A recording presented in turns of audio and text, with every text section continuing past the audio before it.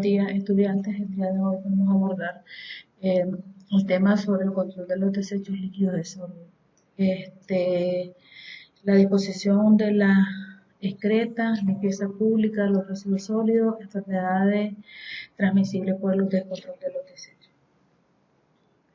En los desechos, bueno, la definición de desechos sólidos, que generalmente se le denomina basura, representan una amenaza por su producción excesiva e incontrolada, ya que contribuyen a la contaminación de la agua, la tierra, y también pues afectan el aire y también afectan el paisaje. Además ponen en peligro la salud humana y la naturaleza en general. Los desechos sólidos son restos de actividades humanas considerados por sus generadores como inútiles, indeseables o desechables, pero que pueden tener utilidad para otras personas. En sí, es la basura que genera una persona, como definición. Ahora, ¿dónde se generan los residuos sólidos? Los residuos sólidos se generan, pues ya sabemos, de varias fuentes. Generación como en los hogares, todo lo que nosotros generamos, los desechos de los alimentos al momento de prepararlos, eh, los alimentos que ya perdieron ya, su vida útil ya caducó, o sea, ya están en estado de composición. En los mercados, todos los productos de desecho de los alimentos o los perecederos. En los centros educativos pues tenemos diversos tipos de basura, de desechos, tanto reciclables como no reciclables, papeles, cartones, eh, residuos de lápices, etcétera. En los comercios y las fábricas, pues en los centros comerciales, pues también tenemos residuos de cajas de cartón, tenemos plásticos, tenemos eh, una serie de basura, ¿verdad? Eh, que son utilizadas, ¿no? Para el embalaje la, o el empaque de los mismos. En las vías públicas, pues desgraciadamente nosotros aquí en Nicaragua ya conocemos cuál ha sido el comportamiento de, del manejo de la basura aquí en Nicaragua en las vías públicas. Acá no hay una reglamentación acerca de la recolección o sea, sí hay una reglamentación para la recolección de la basura en las vías públicas, sin embargo, de alguna manera, pues la población se resiste a hacerlo y por lo tanto, pues vemos cantidad de basura, bolsas plásticas, botellas plásticas, podemos observar llantas, todo tipo de desechos, bueno, materiales de construcción que fueron dejados o depositados en las diferentes esquinas o en los predios baldíos. Los restaurantes pues también tienen, son residuos de alimentos perecederos, perecederos y no perecederos, también desechos de las envolturas donde vienen los empaques, los alimentos, bueno, y en los hospitales, pues que en los hospitales o todos los centros de asistencia médica, pues se genera otro tipo de residuos. Dentro de ellos están los materiales, los residuos de los guantes descartables, los empaques de todos los insumos como las guías de suero, eh, los empaques de las guías, las jeringas, los empaques de todos los dispositivos que vienen en doble empaque. Entonces hay desde desechos plásticos, hay desechos de cartón, desechos de todo tipo, hasta desechos biológicos. Por su origen,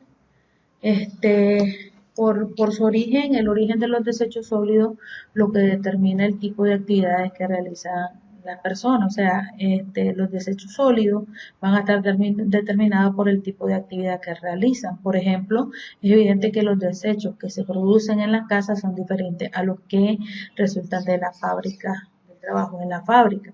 También tiene que ver la cantidad y las características de los desechos sólidos de cada hogar dependen los factores como los hábitos de consumo, o sea, si se consumen muchas frutas y vegetales, pues obviamente, o alimentos eh, orgánicos, entonces vamos a encontrar desechos que son biodegradables, o sea, que son más amigables con el medio ambiente. Sin embargo, si se utiliza o se come o se consume más alimentos chatarra, pues vamos a encontrar envolturas de plástico, botellas de plástico, vidrio, etcétera.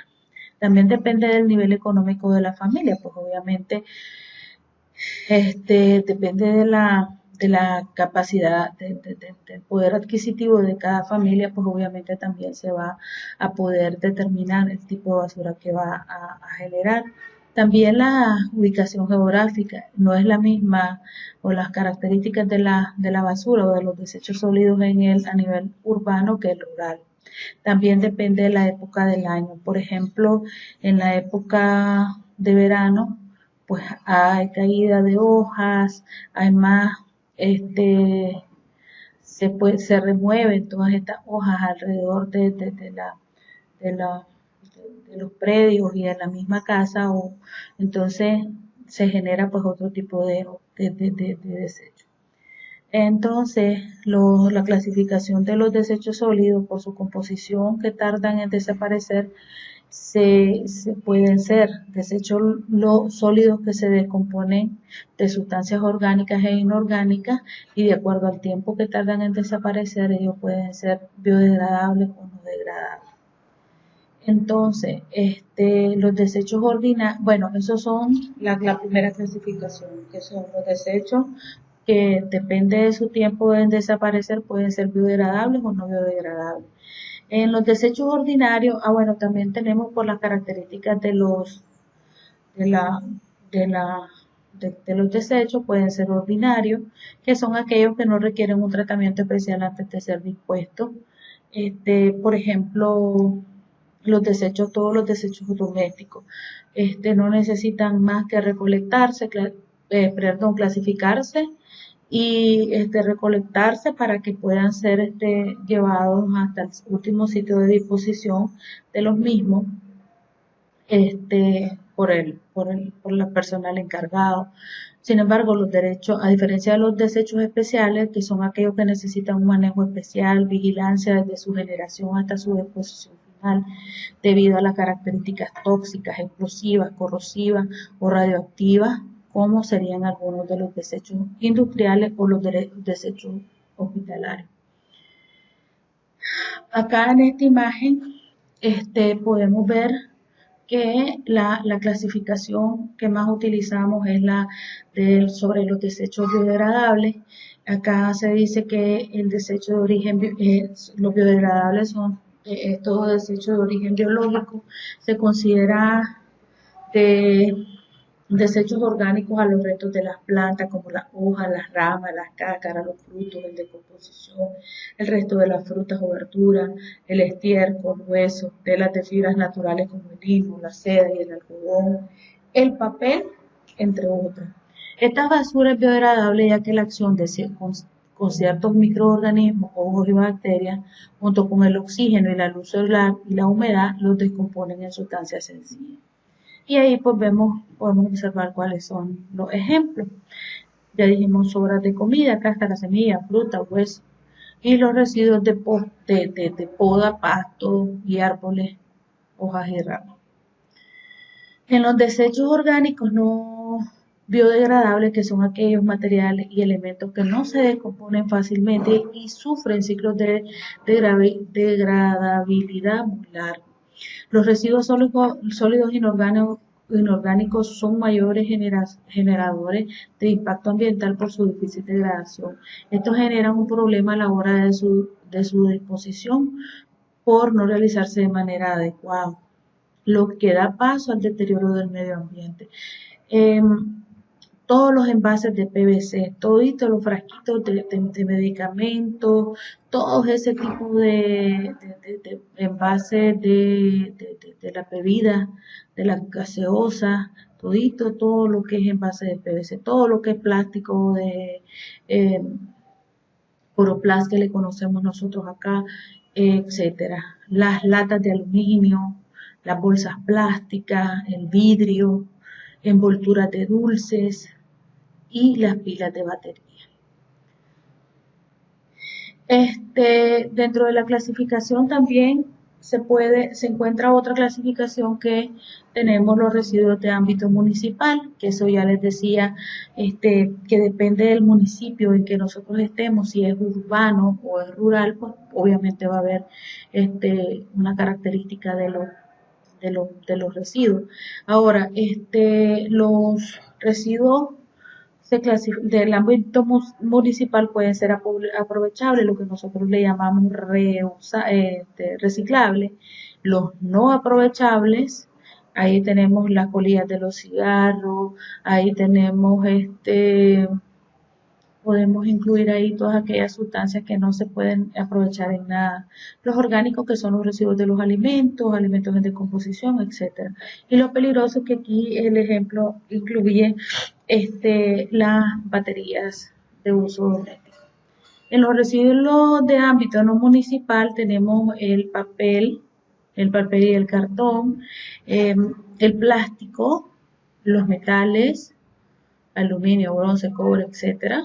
Los orgánicos, que ya mencionábamos, que eran todos los residuos de los alimentos, el vidrio, aquí están las botellas de vidrio, pero también acordémonos que aquí en estos no municipales están incluidos los frascos de vidrio que se utilizan para el uso en la atención de los pacientes hospitalarios. Y los peligrosos, pues que ya conocemos, que son las jeringas, las agujas, y los no aprovechables, que ahí también están incluidos todas las que son las jeringas, todo lo que entró en contacto con el paciente, con las secreciones del paciente. Acá, en los residuos hospitalarios, ya específicamente, tenemos residuos no peligrosos.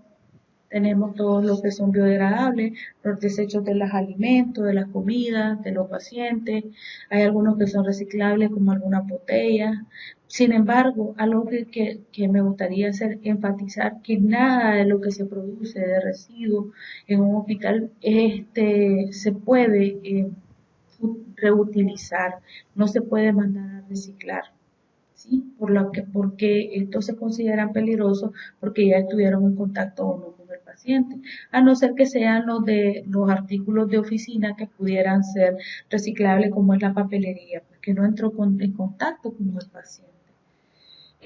Tenemos los residuos peligrosos, pueden ser de riesgo biológico, pueden ser biosanitarios, anatomopatológicos, son las muestras anatomopatológicas que se le toman a los pacientes, algún tipo de biopsia, algún tipo de extracción de una estructura, de un apéndice, qué sé yo. Los cortopunzantes, pues que ya todos los conocemos, que son las agujas, las jeringas, perdón, las agujas, los bisturí, las máquinas de rasurar, etcétera. Y en este caso también los animales, porque también pues hay hospitales de mascotas y entonces se puede considerar como tal. Los residuos peligrosos, tenemos los químicos, que tenemos fármacos, hay químicos como citotóxicos que se utilizan, por ejemplo, para eh, en los casos de los pacientes con cáncer. Entonces, estos citotóxicos se tienen que considerar como un residuo peligroso. Metales pesados, por ejemplo, el yodo radiactivo, bueno, también incluyen el yodo radioactivo, como peligroso en radioactivo. Tenemos reactivos de los insumos que utilizan los de laboratorio, y también tenemos los contenedores presurizados, los aceites usados para que entraron en contacto con el paciente. Y los radiactivos, que ya les mencioné, el yodo radiactivo, aquellas sustancias que se utilizan para las quimioterapias, pero también acá para la realización de los rayos X. Entonces acá vemos cuáles serían las principales problemas que representan la aparición y persistencia de los basureros. O sea, si no se recolecta adecuadamente la basura o estos desechos para el medio ambiente urbano, y no solamente para el medio ambiente urbano, sino también para todos los ambientes, y para la salud humana, para el paisaje, y también pues a todos los recursos naturales como el aire, el suelo, el agua. Acá no solamente vemos que se ven afectados el paisaje, sino también los suelos, el aire y el agua. Las afectaciones directas en la salud humana. Entonces, ¿qué pasa cuando tenemos contacto con estos desechos? Por el contacto directo con los desechos, la población, al no separarlos, mezcla todos los tipos de materiales, ¿verdad? Vidrio, metales, jeringas, cuchillas de afeitar, excrementos humanos o de animal, baterías, etcétera, que pueden causar lesiones o infecciones en la piel, tanto a la población que vive en el acopio, como sucedía antes en la sureste aquí en Nicaragua, este, o en los acopios de materiales reciclables, que es lo que tenemos ahora en la planta de tratamiento o en la planta recicladora que está también en la Chureca. Entonces, estos tienden a, a lesionar a los operarios, ¿verdad?, en estos botaderos, en estos tipos de industrias. En el caso de la población que vive de estos residuos pepenadores, ¿verdad? La tarea de separación y selección se dan en condiciones infrahumanas, no cuentan con seguridad social, desempeñan trabajos sin más mínima protección y esto aumenta el número de lesiones en las manos, los pies, la espalda, además las enfermedades de la piel, dientes y ojos, infecciones respiratorias e intestinales. Estos mismos pepenadores, al estar en contacto directo con los desechos, se transforman en agentes orgánicos de transmisión hacia las personas con las que entran en contacto. Tenemos las indirectas, que se refiere a la proliferación de fauna asociada que se encuentra en los basureros, que encuentra en los basureros el sitio idóneo para la reproducción, alimentación y guarida. Estos animales son conocidos como vectores sanitarios. Esto significa que son organismos capaces de portar o transmitir enfermedades. Entre los vectores comunes más comunes tenemos las ratas, las moscas, las cucarachas y asimismo algunos animales domésticos que pueden convertirse en vectores como los cerdos y las aves. Acá nosotros podemos ver que la mosca, ¿verdad? La mosca doméstica por vía mecánica a través de las alas y las patas y el cuerpo, esa es la forma como transmite la enfermedad a través de las heces y la saliva. Las principales enfermedades que causa son todas las enfermedades, algunas parasitarias, algunas infecciosas como la fiebre tifoidea, salmonelosis, cólera, mebiasis y artritis. Entre los mosquitos lo hacen a través de la picadura de la mosquito hembra, y aquí ustedes ya conocen cuáles son las enfermedades que causan: la malaria, la leishmaniasis, fiebre amarilla, dengue, filariasis, el chikungunya, el zika, etcétera. La cucaracha americana, por vía mecánica a través de las alas, patas y cuerpo, y también por las heces que deposita, puede producir enfermedades como la fiebre tifoidea, el cólera y la artritis.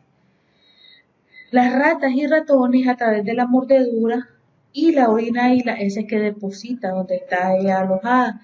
También la transmite a través de las pulgas, que viven en el cuerpo de la rata. Ellos transmiten, esto fue una de las enfermedades que causaron miles de muertos en Europa: la peste bubónica, el tifus murino, la leptospirosis, que es uno de los más frecuentes acá en América Latina, coriomeningitis, linfocítica. Estas son algunas de las enfermedades que pueden ser transmitidas por las ratas. Insisto, la leptospirosis es el más común en nuestro medio. Y los cerdos lo hacen a través de la ingestión de la carne contaminada y otros desechos. Estos pueden transmitir cistocercosis, toxoplasmosis, triquinosis, teniasis. Y las aves de corral, que lo hacemos a través de la ingestión de las heces que se ingieren, y esto es lo que produce una toxoplasmosis. Las principales fuentes de contaminación, entonces estábamos viendo cómo afectaba en la salud humana, pero tenemos la contaminación de todos del medio, de los recursos naturales, como es el aire, como efecto de los botaderos ilegales, o sea, todo lo que se genera como basura. Estos son ejemplos, los ejemplos que ustedes ven acá lo tomé de un resumen de que se generó acá en Nicaragua de cómo se manejaban los desechos sólidos. Entonces, los principales fuentes de contaminación, tenemos el humo proveniente de la quema de los desechos. Acá en Nicaragua no hay una regulación en cuanto a la quema de los desechos. Todo el mundo quema basura. Entonces, esto también, pues ya vamos a ver más adelante cuáles son los efectos que produce. El polvo producido por una evacuación inadecuada, o sea, se levanta en el aire, como ayer está el suelo erosionado, entonces se produce el polvo y se levanta. Y los gases generados por la descomposición de los desechos. Estos gases que se producen en el proceso de descomposición se encuentran, ellos son parte de los gases de efecto invernadero que contribuyen al calentamiento de la atmósfera. Los gases más importantes que se producen en los basureros o por la quema de estos tipos de desechos está el metano, el óxido nitroso, el dióxido de carbono. El agua, la materia orgánica que se presenta se degrada formando un líquido contaminante, de color negro y olor penetrante que se conoce como lixiviado. El lixiviado contiene una gran concentración de sólidos disueltos y en suspensión, una excesiva carga orgánica y elevadas concentraciones de nitrógeno. Además, dependiendo del tipo de residuo presente en el botadero, puede encontrarse gran diversidad de componentes, algunos de ellos muy tóxicos y hasta cancerígenos. Los principales factores que influyen sobre las características de composición y volumen del lixiviado depende de la cantidad de la humedad de los residuos, la lluvia, el tiempo de evacuación y el tipo de desecho acumulado. Por ejemplo, ¿cómo se contamina? Si lo que está presente en el agua son zapatos deportivos viejos con burbujas de aire, entonces los elementos que van a desprenderse al final van a ser mercurio. Los envases plásticos, una vez que entran al agua, entonces van a producir el cloro, azúcares, ácidos, alcoholes. Estos son los elementos contaminantes de este envase de plástico. Como ustedes pueden ver acá, aquí ven el flujo de agua subterránea, aquí está la infiltración, pero aquí está el botadero ilegal. Entonces, ¿qué es lo que pasa? Miren, se van desprendiendo plomo, sodio y todos estos contaminantes llegan a los pozos más cercanos a través de las aguas subterráneas. Entonces, por eso es importante la clasificación de los desechos para que no contaminen nuestras fuentes de agua. Vemos la batería AAA, cuáles son los elementos contaminantes, tienen mercurio, dióxido de manganeso, todos generan elementos contaminantes. Las baterías de carro, plomo, óxido, plomo, envases lubricantes, detergentes, miren los carbonatos, los sulfatos de sodio, perfumes, etcétera. Y los desechos orgánicos realmente lo que producen son agentes patógenos, transmiten o mantienen algunos agentes patógenos como virus y protozoarios. Por ejemplo, el vibrio cólera se transmite a través de la contaminación de la agua. El agua superficial que fluye a través de los cauces puede ser contaminada por el flujo proveniente directamente del botadero. En época lluviosa aumenta el riesgo de contaminación, ya que el agua acumulada en el botadero sigue su ruta natural, como corriente, ¿no? Y termina generalmente en los cauces que desembocan en el lago Solotlán, aumentando la contaminación de ese importante recurso o cuerpo de aire. Por otro lado, al depositar los desechos orgánicos en el agua, estos atraen un gran número de bacterias y protozoarios que encuentran suficiente alimento para reproducirse y aumentar su población, consumiendo una mayor cantidad de volumen de oxígeno disuelto en el agua. Este proceso se conoce como fermentación, ocasiona que el agua se vuelve turbia, que despida malos olores por la presencia de ácidos sulfídricos. y metano afectando toda la población vecina. Por eso es que el agua adquiere ese olor característico. Y el último componente, no menos importante, que es el agua.